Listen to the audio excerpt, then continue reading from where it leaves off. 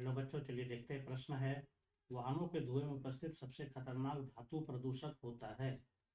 तो यहाँ पर प्रश्न जो हमसे पूछा जा रहा है, इससे संबंधित हम पहले मुख्य अवधारणा को देखते हैं और इसके आधार पर हम इसका उत्तर निकालने का प्रयास करते हैं। तो यहाँ पर जो प्रश्न है कि वाहन का धुआं, तो जो हम लोग वाहन यूज करते हैं, प्रयोग करते हैं, तो यह धुआं निकलता है हाइड्रोकार्बन, यानी कि अर्थात क्योंकि वाहन में पेट्रोल या डीजल का मुख्य रूप से प्रयोग होता है, तो हाइड्रोकार्बन का अगर अपूर्ण दहन होता है तो इससे प्रदूषक गैस निकलता है। कई प्रकार के गैसेस इससे निकल सकते हैं अगर इसका अपूर्ण दहन हुआ है तो, जैसे कि सल्फर डाइऑक्साइड है, नाइट्रोजन ऑक्साइड है। इस तरह का गैस यहाँ पर मुख्य रूप से निकलता है।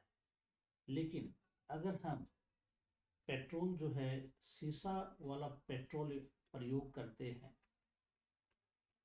सीसा युक्त पेट्रोल, चूँकि आजकल इस प्रकार के पेट्रोल भी मिलने लगे हैं जिसमें कि सीसा यानी कि लैड इसमें पाया जाता है। यह जो है प्रायः अपने गाड़ियों के माइलेज को बढ़ाने के लिए प्रायः लोग इसका प्रयोग करते हैं, लेकिन इसका बड़ा ही दुष्परिणाम होता है। इसका दुष्परिणाम ये होता है कि जब इसका दहन होता है, दहन के पश्चात ये जो सीसा होता है यानी कि लैड होता है, हवा में मुक्त हो जाता है। हवा में यह मुक्त हो जाता है। तो चूंकि हवा में मुक्त हो जाता है तो यह आसानी से श्वसन तंत्र में पहुंच सकता है। श्वसन तंत्र में यह पहुंच सकता है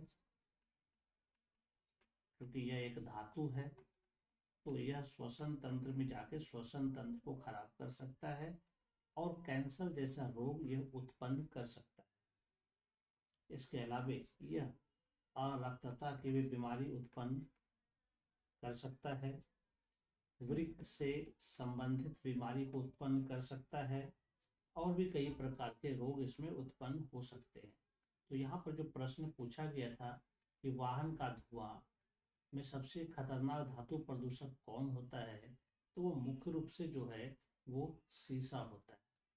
तो जो कि पेट्रोल में पाया जाता है, यानी पेट्रोल का जब दहन होता है तो अन्य गैस तो निकलता ही निकलता है, लेकिन सीसा सबसे ज़्यादा इसमें नुकसानदायक होता है। ये हवा में फैल जाता है, क्योंकि ये कोई गैस नहीं है, ये एक धातु है, तो ये हवा में भी ज़्यादा तक रह नहीं सकता है।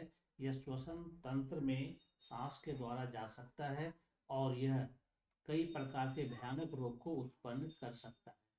आशा करता हूँ आप समझ गए होंगे। धन्यवाद।